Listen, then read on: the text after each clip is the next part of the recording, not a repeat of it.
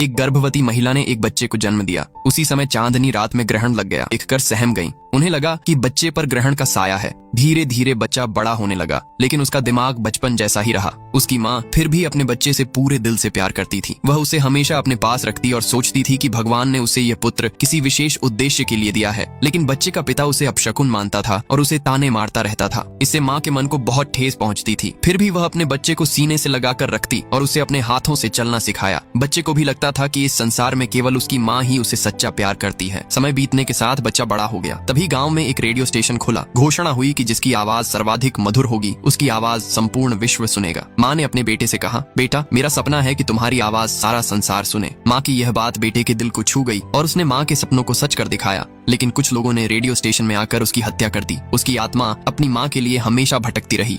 जब विशु की माँ को पता चला कि उसके बेटे की आवाज रेडियो स्टेशन के लिए चुनी गई है, तो वह मन ही मन बहुत खुश हुई। लेकिन कुछ लोगों ने मिलकर रेडियो स्टेशन के अंदर विशु की हत्या कर दी। इस सदमे को उसकी माँ बर्दाश्त न कर सकी और फंदे में लटक कर अपनी जान दे दी। विशु की आवाज उसकी माँ के लिए हमेशा भटकती रही। साल बीत गए और वह रेडियो स्टेशन खंडहर रूप में बदल गया और उसके दर्दनाक आवाज हमेशा के लिए उसे रेडियो स्टेशन के अंदर गूंजती रही। ऐसे ही एक दिन एक ट्रेन सुनसान जंगल के बीचों बीच आकर रुक गई, क्योंकि आगे सिग्नल लाल था। मुख्य चालक को लगा कि अचानक सिग्नल लाल क्यों हो गया। वह सो गया और उसका साथी सिग्नल हटने का इंतजार करने लगा। तभी अचानक एक बूढ़ी महिला हाथ बढ़ाकर खाना मांगने लगी। उसे देखकर चालक का साथी डर गया। उसने कहा, दादी, मेरे पास खाने को कुछ नहीं है। बूढ़ी महिला बोली, बेटा, मैंने 6 दिन से खाना नहीं खाया, कुछ मदद कर दो। तभी मुख्य चालक की नींद टूटी। उसने बूढ़ी महिला को देखकर भयभीत होकर अपने साथी से कहा, मूर्ख, यह भूत है। साधारण महिला का हाथ इंजन तक नहीं पहुंच सकता। विशु की आत्मा अपनी माँ के लिए हमेशा भटकती रही। जिन लोगों ने उस रेडियो स्टेशन में घुसने की हिम्मत की, उनकी मृत्यु अत्यंत दर्दनाक तरीके से हुई। इसी तरह राघव और उनके साथी भूत प्रेतों से जुड़ा काम करते थे, जिसके चलते उन्हें सीमापुरी रेडियो स्टेशन पर जाने का काम मिला। लेकिन उन्हें जरा भी अंदाजा नहीं था कि वे कितनी बड़ी गलती कर रहे हैं। कोई उस जगह का नाम भी ले तो उसका अंदर ही अंदर रूह कांप जाया करता था। फिर भी वो लोग उस रेडियो स्टेशन के अंदर चले गए। जैसे ही उन्होंने वहाँ पहला कदम रखा, एक अजीब सी शक्ति तेजी से जागृत हुई। मानो सालों से दबी हुई ताकत अचानक उभर आई हो। राघव ने त्रिशूल उठाया और हजारों सालों से बंद ताले को तोड़ दिया। उनके सभी साथी अंदर जाने लगे, लेकिन उसी के साथ विशु की आत्मा भी उनके पीछे अंदर चली गई। पहले तो सब कुछ सामान्य लगा, लेकिन अचानक विशु की आत्मा की दर्दनाक चीखें इतनी तेजी से गूंजने लगीं कि उनके सभी साथी डर के मारे कांप उठे।